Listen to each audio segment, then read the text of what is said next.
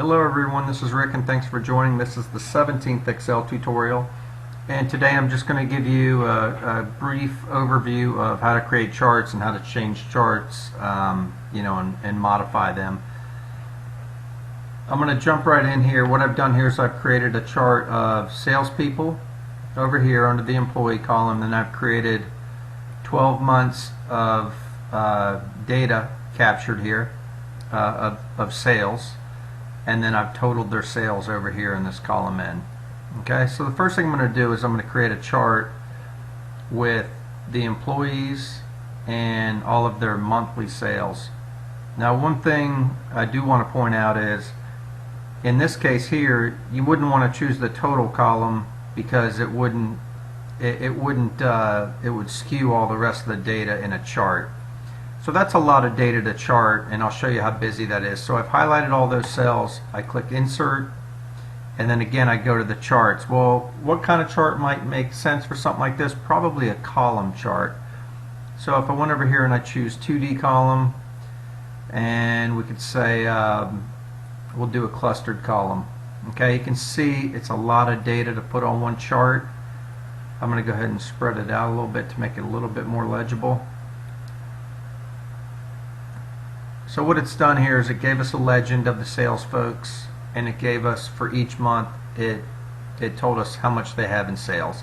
So quite a busy chart. Another thing you can do is if you need to change your chart type, you'll notice once you create a chart, you get the chart tools option up here. If you go into something else like home or something like that and you need to go back to chart tools, just click chart tools, and then you have all these chart options here. So for example, under design, if you click the down arrow here, you'll have loads of options here to choose from. Alright, another thing, if you go again under design, you can change your chart type, you can save it as a template, a whole host of options here. So in this case, we're going to go ahead and leave it as a column for now.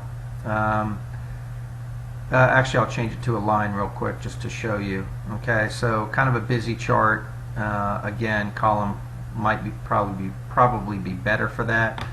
Go back up here to change chart type. Let's go back to column and just choose the default option. So one other thing I want to show you here is under layout, you have several options. You know, if you want to modify your labels for your data, things of that nature. I'm going to go over here and just add a chart title and say I'm going to add it above the chart, and I'm going to call this sales performance. Okay, and you can edit the font or whatever you'd like to do with that, but I'm just going to leave the default one like that. Again, now you can copy and paste this into a Word document or some other file that you're working in. So probably a little bit more realistic. I'm going to go ahead and delete this chart, highlight it and delete it. A little bit more realistic might be doing like the first quarter of the year. Insert, column chart. Right, a little easier to read, a little better to break out, and a little bit more legible. So another common thing that comes up in charts that can cause a little bit of frustration is you might want data from, in this case, column A, and you might want to total their sales for whether you're tracking by week or year or month or whatever it is. So I'm going to highlight column A here from A1. I'm going to click the mouse, hold it down, drag it down to A7.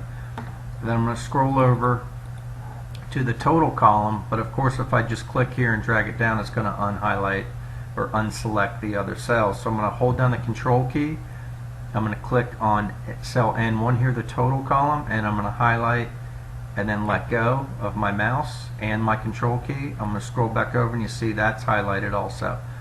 So now I'm going to go insert, and now this might be a good place for a pie chart. So I'm going to go ahead and choose a 2D pie chart. And you notice what happened here, it just created a nice clean pie chart, but it probably needs to be cleaned up quite a bit. So probably want to change the title, sales totals we'll call it, and then we probably want to add a little bit more information here because it doesn't tell you unless you highlight it here how much sales each salesperson has. So I'm going to highlight the pie chart here, I'm going to right click it, and I'm going to say add data labels, and you see it just added them wherever it fit them. So we might want to clean that up a little bit. I'm going to go ahead and say format data labels. And you can choose different options. I'm going to say outside end, and you see what it does. Okay, so you can highlight that again, format